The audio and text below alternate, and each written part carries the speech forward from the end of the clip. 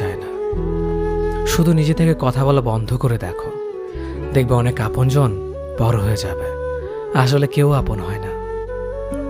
যারা তোমার ক্ষতি চায় তাদের আঘাত করবে না, তাদের সামনে একটু হাসি মুখে বাঁচবে। দেখবে তুমি আঘাত করলে যা কষ্ট পেত, ওরা তার থেকেও বেশি কষ্ট পাবে।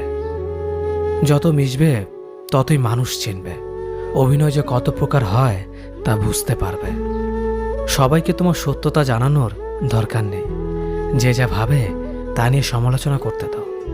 বেঈমান মানুষগুলো কখনো অপরিচিত মানুষ হয় না, খুব কাছের মানুষগুলোই বেঈমান হয়।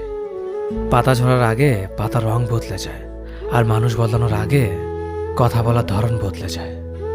মন কখনো ভাঙে না, যেটা ভাঙে সেটা হলো বিশ্বাস। কেউ যদি তোমার সাথে কথা বলা বন্ধ করে দেয়, তাহলে বুঝে নিও তোমার পিছনে তারা তোমার নিন্দা করা শুরু করে দিয়েছে।